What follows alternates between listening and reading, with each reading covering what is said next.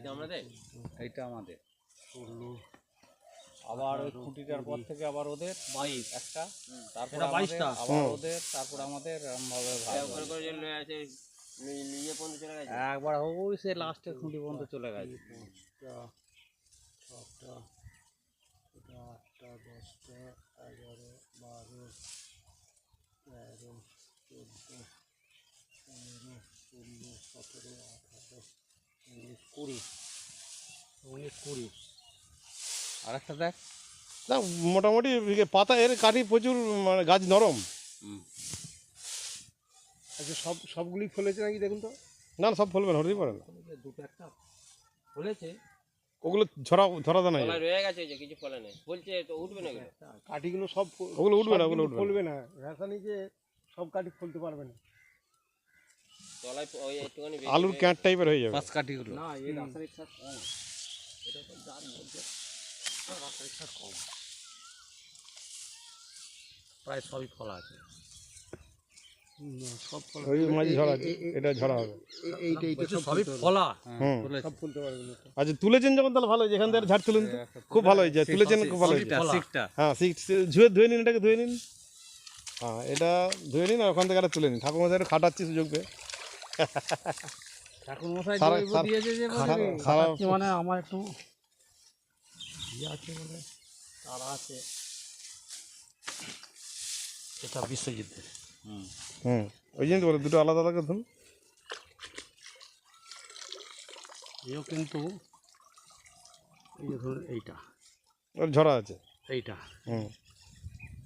আচ্ছা, এই একটা ওর লাস্টের দিকে উঠছে, অনেক পরে পাশ কাটি ছেড়েছে এগুলো। আচ্ছা, এই একটা এই একটা, এও 4-5টা কম। হ্যাঁ ও যেগুলো লাস্টের দিকে উঠেছে সেগুলো শিকড়টাকে ধুয়ে নিন এবারে।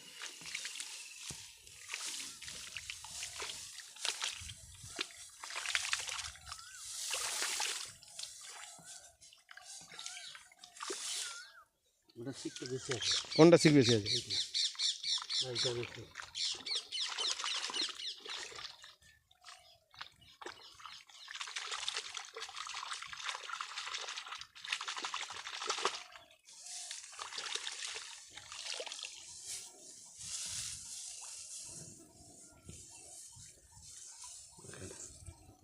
এই সিক্সটা লম্বা কোনটা বেশি আছে? এইটা জ্যাকপটেরটা, মানে যেটা আপনি আমাদের জমি থেকে তুললেন। আর কাঠি কোনটা শক্ত আছে দুটোর মধ্যে? এইটাই শক্ত, মানে যেটা আমাদের জমি এটা একটু নরম। নরম।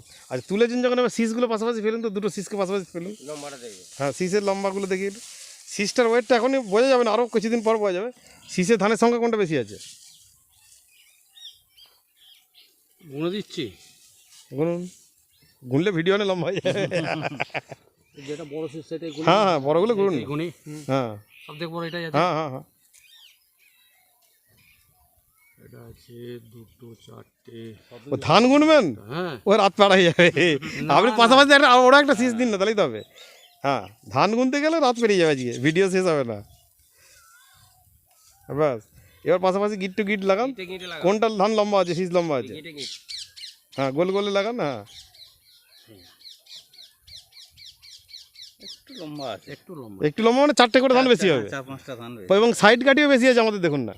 তাও আপনি তো লাস্টে রয়েছেন, আর সাইডে ধানও বেশি, সাইডে ধান বেশি আছে। এটার গান যেটা ঘন আছে, এটা গান যেটা পাতলা আছে। আমাদের জ্যাকপটটা খাওয়ানো আছে তাই তো? এইটা পাতলা না, এটা পাতলা, এদেরটা ঘন। আরেকটা খুলুন দেখি।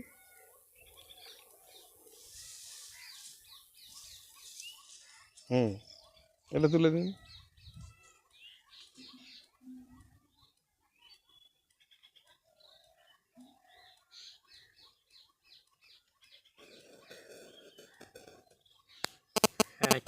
একই ধরে নিচ্ছি, ঠিক আছে।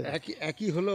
এরপর রোয়াটা এক সপ্তাহ কম বেশি হবে। এর আগে আছে, এটা পরে। তার মানে আচ্ছা এটাতে যা সার আছে এটাতে তাই সার আছে। ওদের একটু এদের একটু বেশি দিয়েছে, এদের একটু বেশি আছে, একটু কম কম আছে। এবছর মাইক্রো সুপার দিয়েছে, প্লাস আপনার চুন দিয়েছে। টানা ফালে সবারই চষা ছিল, কিন্তু ওই দুটো জনের জিনিস প্রতিদিন ধানগুলো প্রতিদিন হয়ে যাবে ওগুলো। হ্যাঁ হয়ে যাবে, দিয়ে দে, দিয়ে দে, গুছি লাগিয়ে কিচ্ছু মানে লেগে যাবে। ভালো আছে।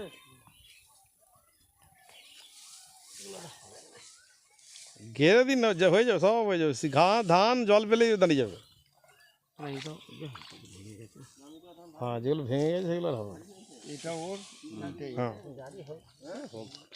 যাক, নমস্কার। জিএমএম ডিস্ট্রিবিউটার তরফ থেকে আজকে 9ই এপ্রিল 2025 আমরা এসেছি চকচাঁদ জায়গাটা না, মালিকপাড়া। এটা কতুলপুর থানা, বাঁকুড়া। কতুলপুর থানা, বাঁকুড়া। তো এখানে আমরা দেখছি আমাদের জ্যাকপট জমির ধান, এবং উপর থেকে দেখুন একবার ধানের শীষটা দেখুন, সংখ্যা শীষ প্রচুর দেখা যাচ্ছে, দেখেছেন? আর এইদিকে যদি আপনি তাকান, শীষের থেকে পাতা বেশি দেখা যাচ্ছে, তাই তো? এবং এটা আমরা 7 দিন আগে রোয়া, 7 দিন পরে। যাক, বড় ধান 7 দিন মানে অনেকটা ডিফারেন্স আর কি। তো আমরা সরাসরি এখন ঠাকুর মশাইকে পেয়ে গেছি। আপনার নাম? হরিকৃষ্ণ চক্রবর্তী, আপনার বাড়ি? মালিকপাড়া। আচ্ছা, আপনি যে এতক্ষণ খাটালাম, আপনি হাঁপিয়ে গেলেন। জমির মাটির পার্থক্য কিছু বুঝলেন? এইটা একটু ইয়ে আছে, জ্যাকপটে নরম আছে, নরম আছে। আর কাঠির শক্ত কিরকম কাঠি দেখলেন? শক্ত আছে। কোনটা শক্ত?